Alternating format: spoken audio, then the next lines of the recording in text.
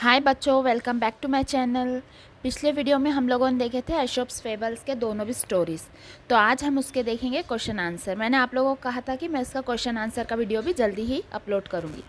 तो फिर चलो देखते हैं इसके question answer.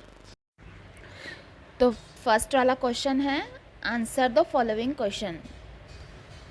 Name the person who first told this fables. तो जो पहले फेबल्स थे उनका नाम यहाँ पर पूछा जा रहा है। Aesop is the answer. Aesop is the name of the person who first told these fables.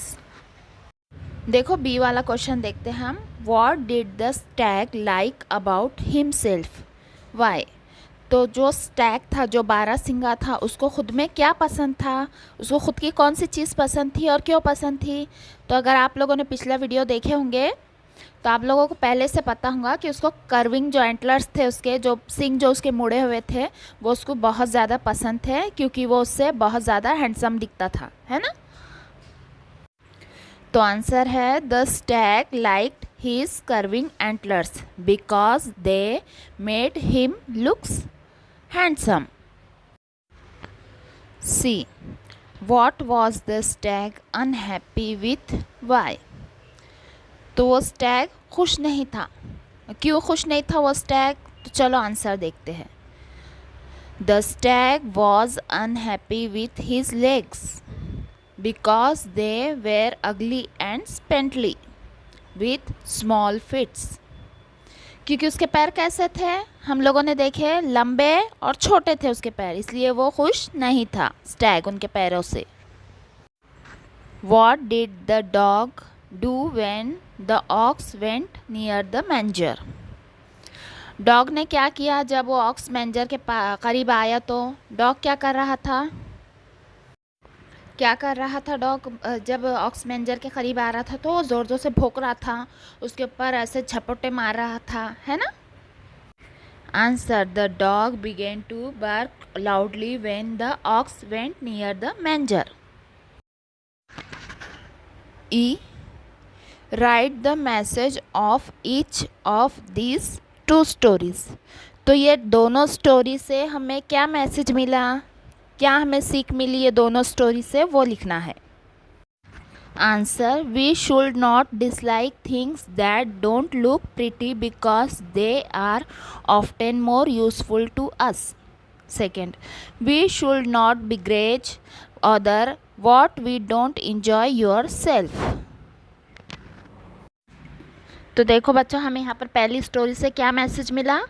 हमें उन चीज़ों को नापसंद नहीं करना चाहिए जो खूबसूरत नहीं लगती, क्योंकि वो अक्सर हमारे लिए बहुत फ़ायदेमंद भी साबित होती है। जैसा वो स्टैग वो बारहसिंगा के साथ हुआ, उससे उसके लंबे और छोटे पैर बहुत बदसूरत लगते थे, है ना, लेकिन वो बहुत उसके भागने में, उसकी जान बचाने में बहुत मददगार साबित हुए। और दूसरे स्टोरी में हमें ये मैसेज मिला कि जो चीज़ अगर हमारे काम की नहीं है और दूसरों के फ़ायदे की चीज़ है तो उसे वो यूज़ करने देना चाहिए, उससे उसे फ़ायदा उठाने देना चाहिए, हमें नाराज़ नहीं होना चाहिए, ठीक है। जैसे कि वो डॉग ऑक्स के साथ कर रहा था, क्योंकि वो घास तो वो खाने वाला नहीं था, है ना, वो उसके फ़ायदे का तो नहीं था, पर वो ऑक्स को भी खाने नहीं दे रहा था। तो ऐसा हमें नहीं करना चाहिए, ठीक है।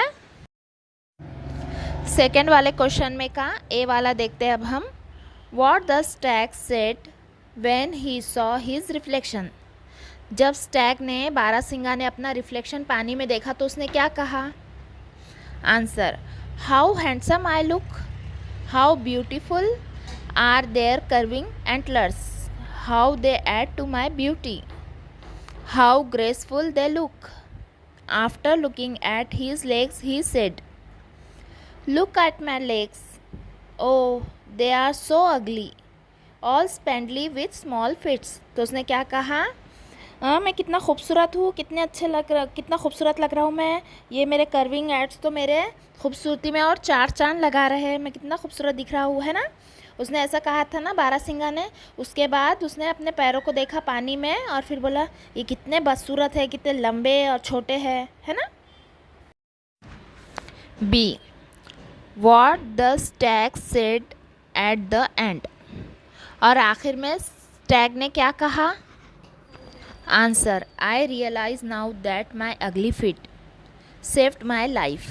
I was so proud of these handsome antlers, but they would have been the cause of death. Very often we dislike things that are most useful to us. जो सींगों पर उसे इतना गर्व था, इतना प्राउड था, तो वो सींगों की वजह से आज वो मरने वाला था, और जो पैर उसे बदसूरत लगते थे वो पैरों की वजह से आज उसकी जान बच गई, है ना। See what the ox said to the dog in the manger. तो ऑक्स ने डॉग को क्या कहा। Answer, dog, if you wanted to share my dinner with me I would not mind it, but you neither eat the hay nor allow me to enjoy it. It is of no use to you. Then why don't you let me have my favorite food? Don't bragage other what you don't enjoy yourself. क्या कहा था aux ने, अगर तुमको मेरे साथ रात का खाना खाना है तो मैं तुम्हारे साथ शेयर कर सकता हूँ, मुझे इसमें कोई प्रॉब्लम नहीं है, पर ना तो तुम इसे खा रहे हो ना मैं मुझे खाने दे रहे हो, है ना तुम मेरा इतना फेवरेट फूड मेरे को खाने वाला है, ये तुम्हारे तो कोई भी काम का नहीं है, तो तुम मुझे क्यों नहीं मेरा खाना खाने दे रहे हो। अब क्वेश्चन नंबर 3 वाला देखो, find the smaller words hidden in the following words. तो देखो इसमें जो ये रिफ्लेक्शन, डिलाइटेड, ग्रेसफुल, हंटर, ये सब है, तो इसमें से देखो कैसे ये छोटे छोटे वर्ड बने हुए हैं। देखो इसमें से ओ निकला, एन निकला और ई निकला, तो ये 1 बन गया, FIT फिट बन गया, 2 बन गया, लेट बन गया। तो ऐसे ही मैंने ये सब वर्ड बनाए हैं। तो वीडियो बहुत लंबा हो जा रहा है, इसलिए आप देख के ये लिख लेना। आगे का क्वेश्चन देखते हैं अब हम। क्वेश्चन नंबर 4 देखेंगे अब हम। डिलाइटेड का है हैप्पी, ब्यूटीफुल का प्रीटी, डिसगस्टेड हॉरिफाइड, बॉन्डेड जंपेड। अब 5th वाले क्वेश्चन में आपसे क्या कहा जा रहा है बच्चों, आपको 3 ऐसी चीज़ों के नाम बताने हैं जिनमें आपकी रिफ्लेक्शन दिखती है, मतलब परछाई दिखती है, और 3 ऐसे चीज़ों के नाम बताने हैं जिसमें आपकी परछाई नहीं दिखती है। तो आंसर क्या रहेगा हमारा, जिसमें हमारी परछाई दिखती है, वाटर, मिरर और स्टील प्लेट, और जिसमें नहीं दिखता है हमारा रिफ्लेक्शन, क्लॉथ, वुड और पेपर। ठीक है, आगे देखते हैं। Question number 6, find and right the name of 10 countries. जो 10 कंट्रीज़ के नाम है, जो देश के नाम है, वो आपको लिखना है। आप आपके दिल से भी लिख सकते हैं, मैंने ये लिखा है। India, Japan, Pakistan, Brazil, America, London, Africa, Russia, Australia और श्रीलंका। तो आप आपके दिल से भी लिख सकते हो। ठीक है, मिलते हैं अगले वीडियो में। बाय बच्चों।